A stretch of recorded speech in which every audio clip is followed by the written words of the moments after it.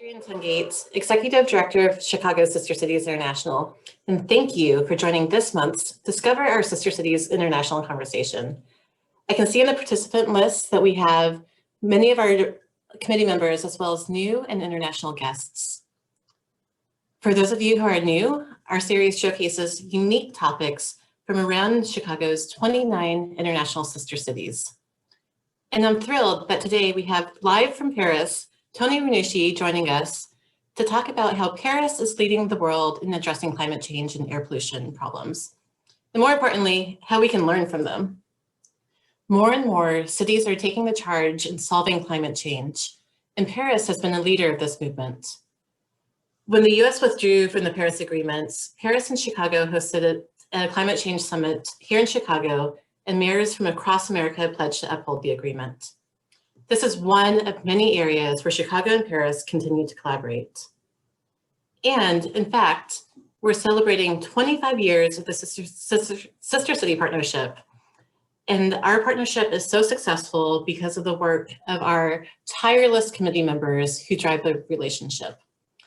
And it's my pleasure to introduce David Reithofer, co-chair of the Paris Committee, who helped make today's talk possible. David is critical to the relationship between Chicago and Paris, and he is a powerhouse in creating long-term, impactful connections. A fun fact about David, since 1989, he has been promoting the Chicago Marathon in Paris through chairing sections, receptions, and just talking to Parisians about Chicago. And he's almost single-handedly responsible for the thousands of French runners that run in our Chicago Marathon. David, thanks for all that you do. Thank you, Adrian. I'm delighted to introduce Tony Renucci to our guest today. I met Tony when he visited Chicago back in 2018.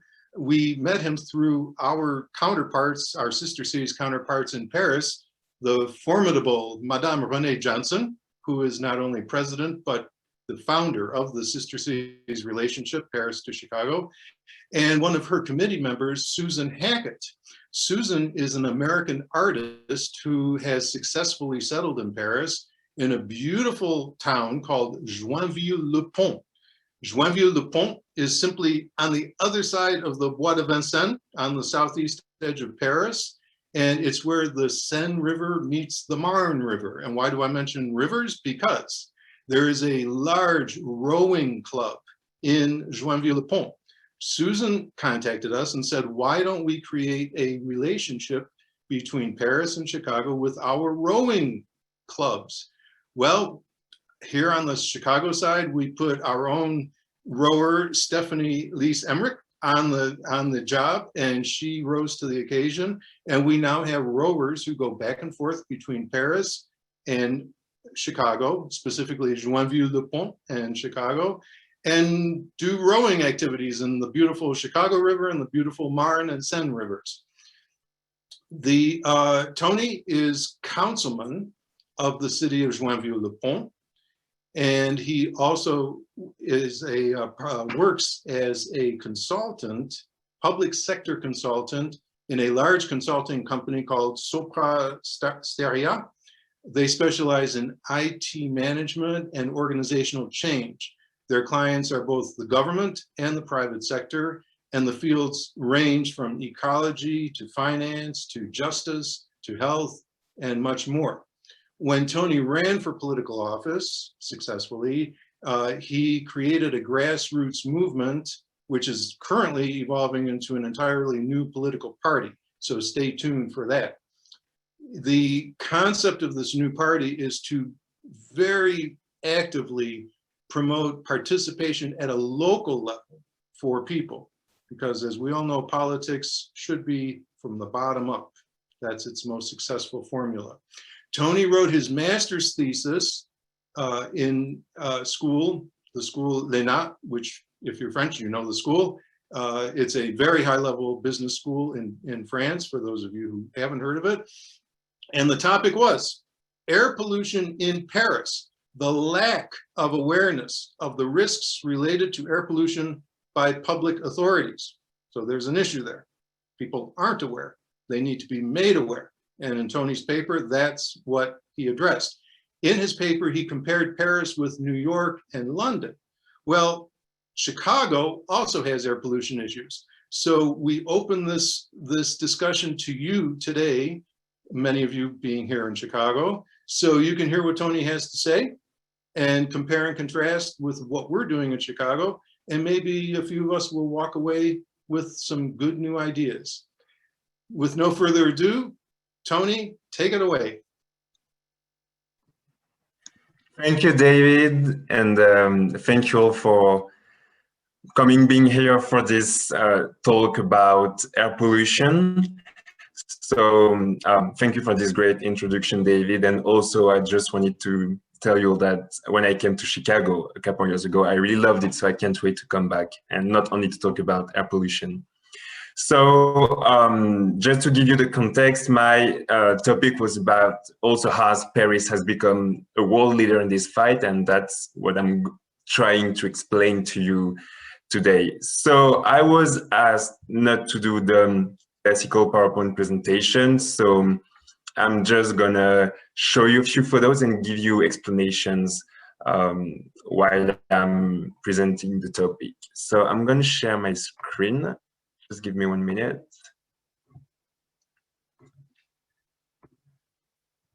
Okay.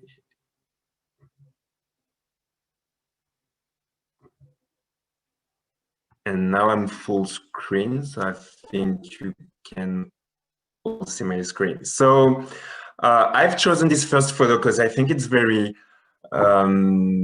iconic of the situation in Paris. So I guess you all recognize the Eiffel Tower in the background at the left. And actually in March 2014 and in 2015 as well, we experienced in France and in Paris kind of unprecedented peak in what we call fine particle pollution. So it was probably the first time that we saw Paris submerged under a smog, which was even covering the Eiffel Tower. And I chose this photo because it's a symbol of also how the public opinion was marked by this news, and also how air pollution became, thanks to this event, if I can say that, a political and media issue. So just to give you a few explanations about air pollution, just to give you a bit of context. So we have about, in the world, 60 air pollutants, but only 15 of them are monitored and regulated by France and the European Union. So I'm going to talk tonight about the fine particulate matter, so it's PM10 and PM2.5, and the nitrogen oxides, and more particularly the nitrogen dioxide NO2, and the ozone, O3. So these are the main pollutants that we have in Paris, also in New York City, London, and in all the big cities. Also, just to give you another part of the context, in Paris, we suffer more from transport. So the pollution is more related to transport because we have a lot of diesel vehicles, and also what we call residential pollution. So it's more like heating, cooking, hot water production in homes and buildings. And this particular and unique situation is the reason why we have such a big issue with air pollution in Paris. Also, just another part of the context that I wanted to give you is that the situation in Paris and in the region is improving today, but it is not yet satisfactory. Either you are close to road or off-road. And also, just to give you a few figures, and then I come back to the next photos. Air pollution kills people, so you have to know that. And in France, it's more than 100,000 premature deaths every year. So it's a lot of people, and I think we all need to be aware about that. And also, air pollution triggers diseases, like cardiovascular, respiratory diseases, and particularly for people who are weakened, like children, poor people, women, pregnant women, elderly, for example. Everyone who has a pathology can suffer more from air pollution. And also there is an economic cost. So we estimate that it's between 20 and 30 billion a year in euros. So it's a huge issue. So I'm gonna show you now another photo.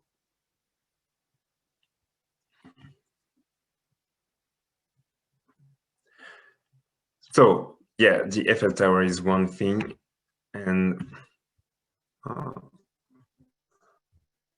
okay, I struggle a little bit with the photo, sorry. I'm going to do it again. It's live.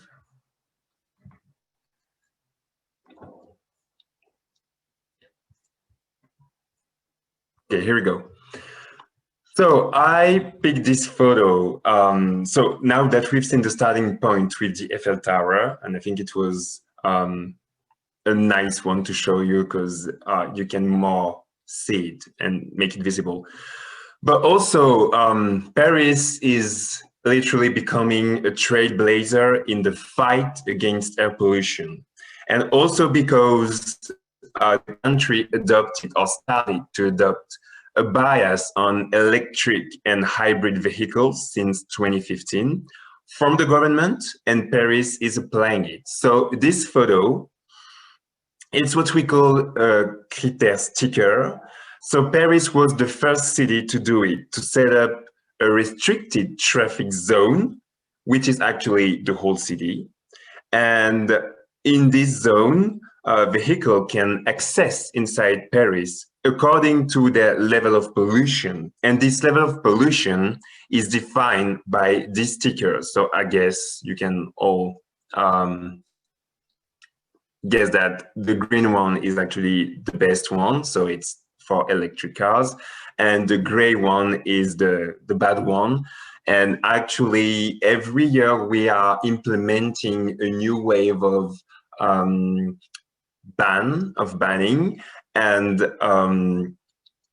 the idea, the aim is to ban the more polluting vehicles year and year, and the total aim of it is to end diesel cars in 2024 in Paris and petrol cars by 2030. So gradually, the most polluting vehicles will be banned from Paris.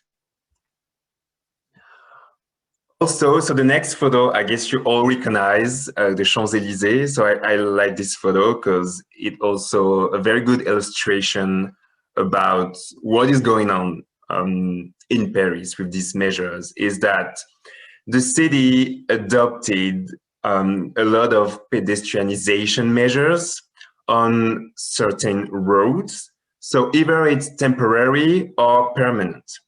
So in this one, on the ChampsElysees, it's a pedestrian project which allows this avenue to be reserved for pedestrians and bicycles, every first Sunday of the month.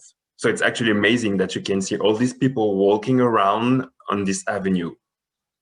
Also, you maybe heard about this, so it's what we call quai de Seine in French. But in English, that would be the left bank of the Seine.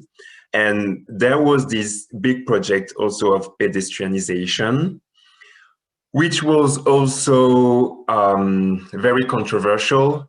I come back to it later, but that was a big issue in Paris to enforce it. But now everyone can cycle, use a scooter, go for a run, or just walk or chill or everything on this left bank. And you just have to imagine that before it was just full of cars. I've chosen also this one. So it's what we call the Canal Saint-Martin. And it is the Paris breathing system. So this project pedestrianizes streets in 23 places of Paris. So every Sunday and on public holiday. And it's all dedicated to cyclists and rollerblades and people walking, obviously. So it's also a big symbol of the policy that we are enforcing in Paris.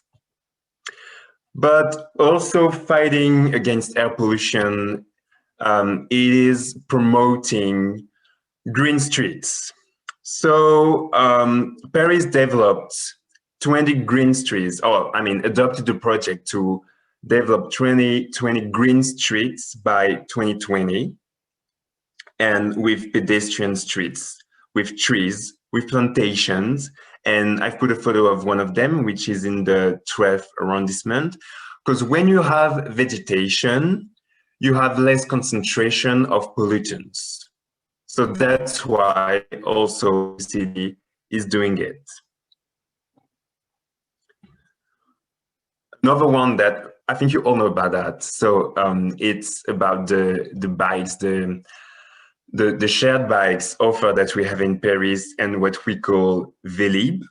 So it's like liberty and cycle if you try to translate. So Vélib just encourages the use of bicycles, and also the idea is to build new bike lanes, and we actually have a lot now in Paris, because the idea is to promote soft mobility. So either you walk, either you cycle, but the city wants to kind of prevent people from using their individual car with the time.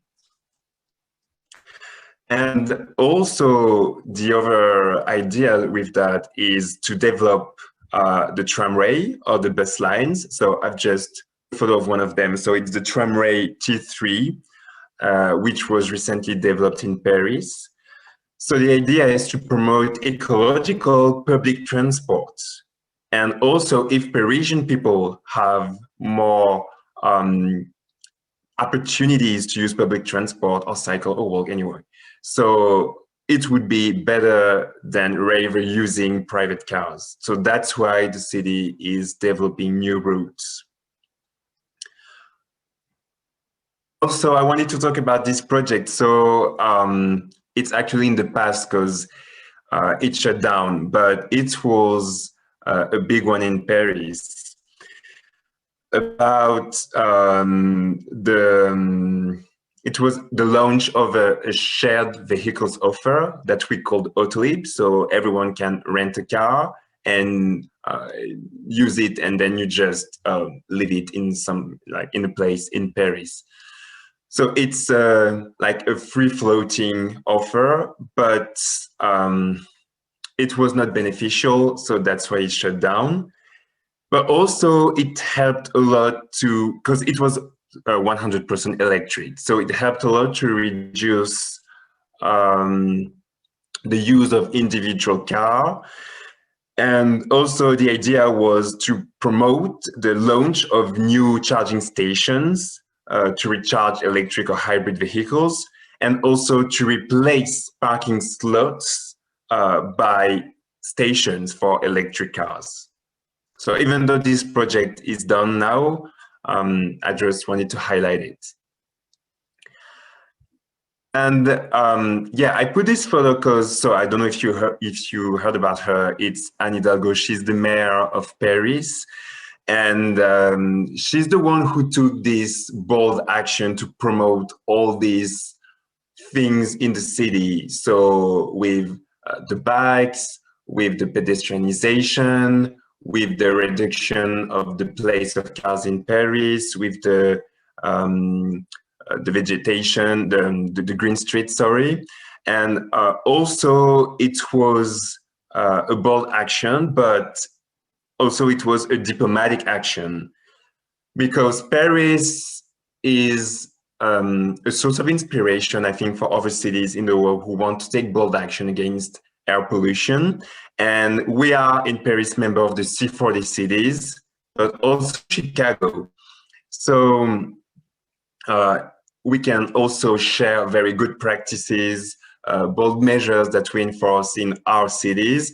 And she's lobbying a lot in this diplomatic action against air pollution. But also she had a lot of backlash doing it. And to finish about all of this, I just also wanted to say that we've done a lot against air pollution in Paris. We have been very bold. We had all these measures that I have described. So we've come a long way. We've improved air pollution in Paris, in France, for the last 20, 30 years, for sure. But it is not satisfactory yet. So there is still a lot of work to do. And in France, actually, it's the EU, the European Union, which has adopted the legislation against air pollution. So all our standards actually come from the European Union. But the thing is also, if we want to go further and further, which is very hard for our public actors, politicians, is that there is a political cost, like unpopularity, backlash, controversies, and that's why it is a fight, definitely. And that's why it was a fight in Paris to enforce all these measures. Because, for example, if I take this example of the pedestrianization of the left bank of the Seine, there were many people just saying that we were removing their freedom of using their cars or just moving the way they want. And also there was a lot of press backlash, political backlash. So that was not easy. And we've come a long way, but there is still a lot of things to do. And maybe, and I'm gonna end with this one, maybe the priority is about the legislation, but which would be more international. So we have the WHO, which is giving guidelines about what would be a breathable air. So what would be the good norms and legislation. And if we take the legislation in the European Union, for example, we actually don't comply with it. So we have now a legislation that it's still too high in pollutant concentration. And we should try to comply with the guideline of the WHO to hope to have in the future a more breathable air. But all these measures that we took in Paris are definitely helping. Thank you for listening.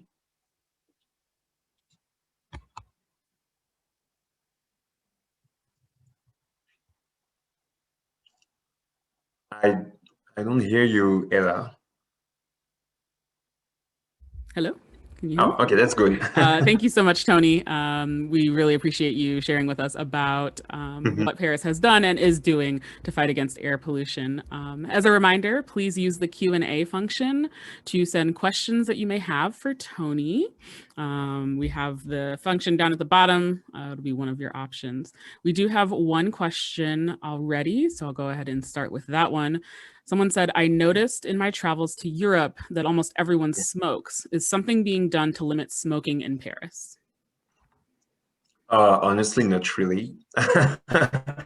So what we can do, but I think it's the same in America. I'm not totally sure, but we can't smoke inside buildings, bars, restaurants, cafe.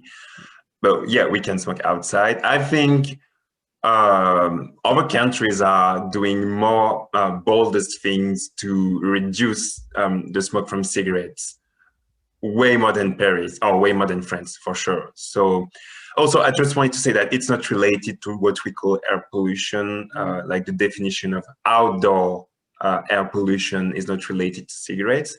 So outdoor air pollution is related to combustion, for example, transport, the brakes, abrasion on roads, things like that. So this is what we call outdoor air pollution. Excellent. Yeah, that's a great distinction to understand. as many countries do have smoking policies and things like that, how does that contribute or not contribute to air pollution? Next, we have from Susan, who's on the Paris Committee. She said, "Merci. Are other cities in France taking similar initiatives? Please explain." Merci. Yes, so I think Paris was kind of famous about that because Paris was the first city to do it in such a bold way. But now, a lot of cities, a lot of areas in France are doing the same measures. So it's always about developing public transport, bike lanes, pedestrianization, and restrictions for polluting vehicles. But then the problem is the implementation. So for example, in the greater Paris area, we are adopting legislation to ban the use of the most polluting cars gradually every year. So it's kind of the same thing that I said earlier, but it's more at the region level. But no one is checking how we're enforcing it. So no one is controlling. And so this is also one of the problems, is that we need to put in place mechanisms to ensure that there is compliance. So we need a coercive control system and also an independent one. And this is the thing when I say that it is a political cost, because they know that people will be unhappy about that. They know that people won't really understand why they can't use their car, and they will be like, okay, so how am I going to pay an electric car because it's very expensive? So are you going to pay for me? Or this is the difficulty of the transition, and we find it in Paris and also in other cities for sure. In France, but yeah, other cities are doing same things like Lyon, Strasbourg. A lot of big cities are doing it. Excellent. Thank you. Thank you for the great question as well. Next up, we have, who issues those pollution stickers and how are the tests administered? How often must a vehicle be tested? Can you just say it again, the first sentence, please? Who issues those pollution stickers and how are those tests administered? How often must the vehicle be tested? Yeah, so it was the government. It was the government. So we had this big law in 2015 from the government that we call the law for the ecological transition. And it was also after the pollution peaks episode. So it was kind of related. Because first of all, so initially when we had a pollution peak, the idea was to do a kind of alternate traffic measure. So depending on your, I don't remember the name, but you know, the card on your car. So if you had a figure or another figure, you can drive a day or you can drive another day. But it was kind of unfair because some people have more polluting cars, so they wouldn't understand, and other people have cleaner cars, so they wouldn't understand why they couldn't drive if they have clean cars. So that's why France adopted the CRITA stickers. So it's a permanent sticker for the model of car that you have. And it was from the government, so it was free for people at the beginning. I think now you have to pay a few euros. It's not expensive, but you have to pay for it. And like sometimes the police controls it if you have it on your car, but I'm not sure there's a lot of control now. And the idea also is to promote greener cars and less polluting cars because they have the best stickers, if I could say that. Nice. Thank you for clarifying about that. I think we also have ours, but ours are issued state level. Okay. We don't have that level just yet. Can you tell us more about why the electric car program was a failure and was canceled? Merci. Yeah. So it was not because it is electric car, but it was because the free-floating model is not profitable. So people could rent a car. So they could book get the car in place A and do their trip until place B, and then leave the car in place B. And then it extended not only in Paris, but outside of Paris, in the region. So it was actually, I was very happy about that because I could use a car in Joinville-le-Pont. But the thing is that you can use it in a very dense area, and then you can park it in a less dense area, which means that the company had to move the cars to make sure that there were enough cars in the more dense areas and in Paris, obviously.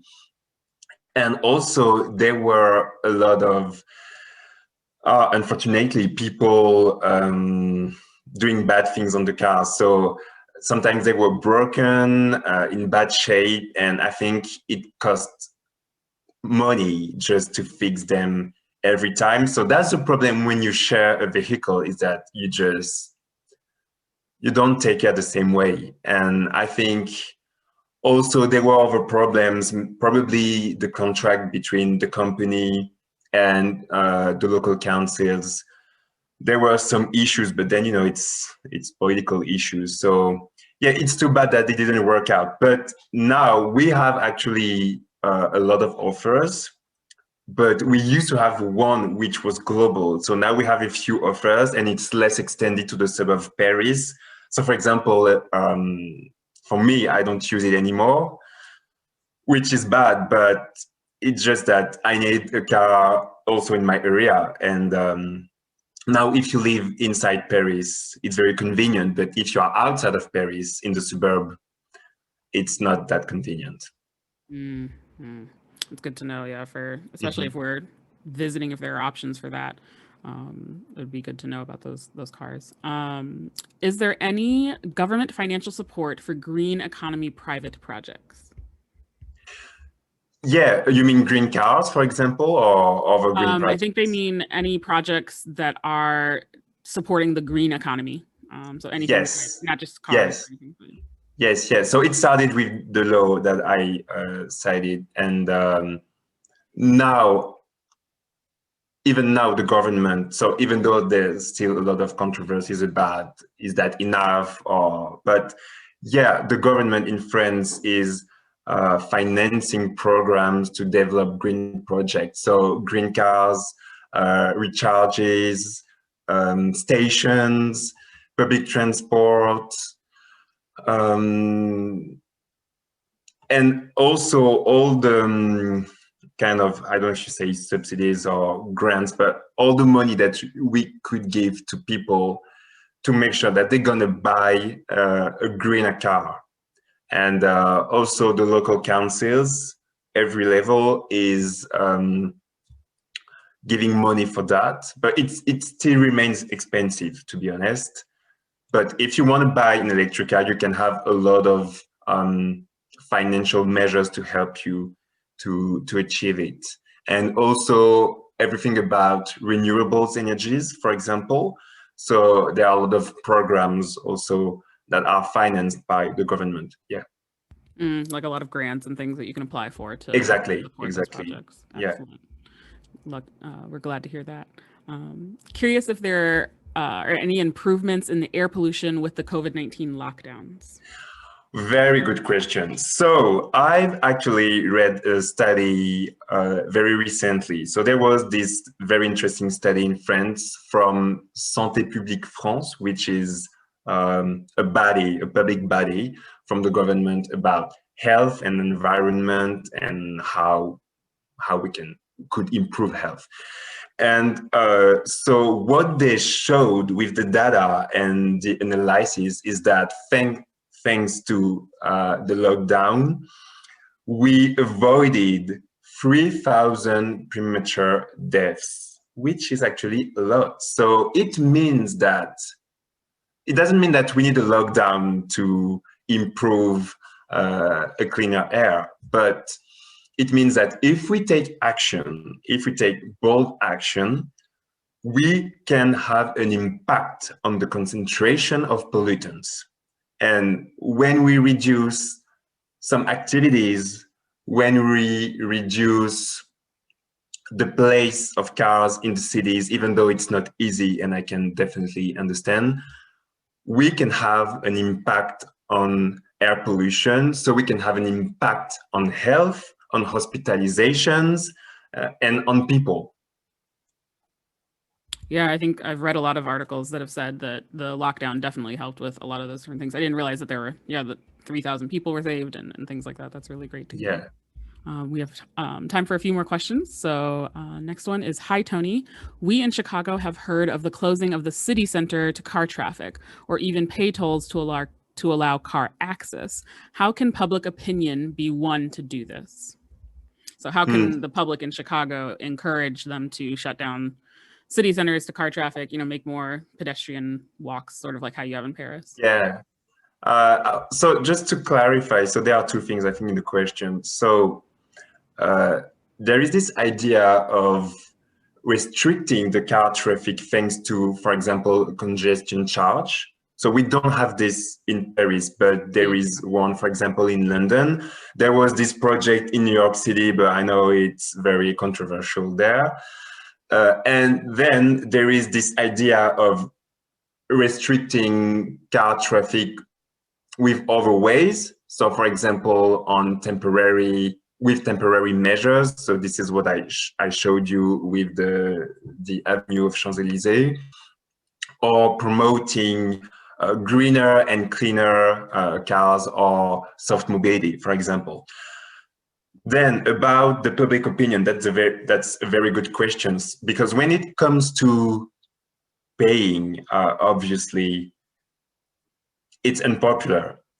I think the best way is that if we have another solution, rather than using the car, and that is easy to use and to kind of run with for the daily life, then people can accept it. So it's not easy, but for example, if we say, okay, we're gonna ban, as we say in Paris, we're gonna ban diesel vehicles by 2024 and petrol vehicles by 2030. Also, at the same time, we give you the opportunity to buy an electric car probably sooner. So then people could accept it. If we say that now you're gonna have to pay to drive inside Paris with a congestion charge, for example, so then you need a measure which promotes public transport. For example, maybe free public transportation or reduced fare or something like that. So you need a balance. But if you just go one way and people can't see the advantages, I think they will reject it. Also, if I could add something, I think people don't really understand or know that this is a health issue. And people are dying from air pollution. And honestly, that's not easy to understand because it's not visible. So we can see it. Or if you go to your doctor and because you have, I don't know, a lung problem or you're coughing or anyway, so they won't write on your paper that it's because air pollution. They will just say, okay, take your sick days. So we have to understand that air pollution kills people. In France, it's 100,000 people a year, but it's millions of people in the world. And that is a sanitary issue. And I'm not sure everyone understands it. So we also have to explain it and to give recommendations about how we could do better in our daily life, because sometimes people don't know that. Yeah, I think that's the key for me, is understanding how in my daily life can I make an impact to make sure. Exactly. And that's the hardest part. I'm not saying it's easy, but we have to make this effort. So it also implies that politicians or policymakers have to do this effort. And I think sometimes they don't do it enough. Yeah, that's a great point. We have time for one more question. This one's from Catherine Engel, who's also on our Paris committee and does a lot of work with Paris. She said, some were worried the restrictions for vehicles in Paris would threaten Anne Hidalgo's re-election, and it clearly did not. How are Parisians adapting their daily lives? Do you anticipate more walking, biking, scooters in lieu of the high cost of electric vehicles? So about the re-election, I think there were probably other reasons, and there was a COVID-19. So it's definitely an election that is not easy to analyze with this point of view. But yeah, how about Parisian people are adapting? Honestly, when you go to Paris, you just see so many Parisian people using their bikes, walking, so many people in the metro, and I've seen so many bike lanes in this city, and I've been there forever, so I can see the difference. But yeah, the Veli project that I showed you with the cycles is very popular. A lot of people are using it. So yeah, they just changed their way of life. And actually, when there were restriction measures, the protests came more from the towns and cities in the suburb of Paris, because they are using their cars to go to Paris, because sometimes they just live very far away, so they need their car to go there to work. Sorry, and that's why sometimes the Mayor Hidalgo was also very criticized about that. It's because people say that she was only thinking about Parisian people, but not about the people living in the suburb areas. Yeah, I think that's the thing for Chicago as well. You know, Cook County and then the city itself. What restrictions will be posed on just the city, and then the county, and then the state. All those different things. That's definitely a lot to think about. We might be able to get in. And also, yeah, just one more thing. Sorry. Also, the thing is that with these measures, it created a lot of congestion.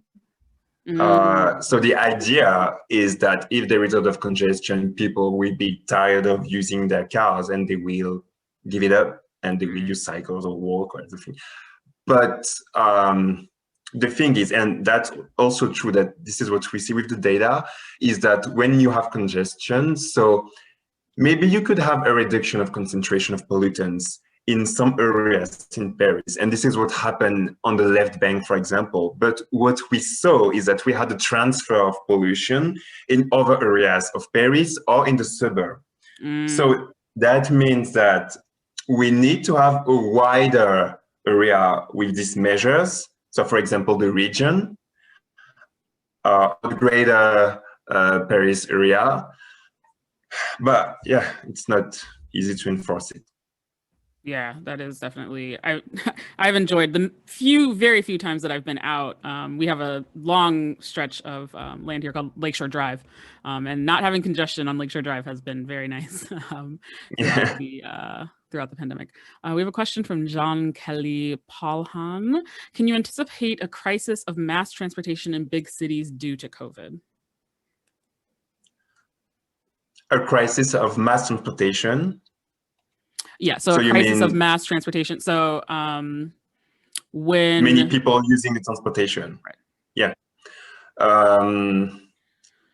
I am not sure, because what we saw first after the lockdown is that people used less the public transportation because they were afraid of the COVID-19, because we thought that it was everywhere. I mean, it is everywhere, obviously, but about touching the bars in the metro, for example, or the doors, or being close to people, because we couldn't keep the social distance inside the metro. So what we saw is that people stayed more at home, for example, but also used more their cars. So what we did in the region, so it's what we call department, but I'm not going to explain everything, because it's the French bureaucracy, but we created, and I could have showed you a photo, I'm sorry, but we created new bike lanes, which are yellow, and we call them the Corona bike lanes, if that makes sense. And the idea was to promote the use of cycle, because we just saw people using more their cars, and we were like, oh no, because we just reduced the pollution thanks to the lockdown, and now people are just rushing to the cars. So that was not the idea, which was understandable though. And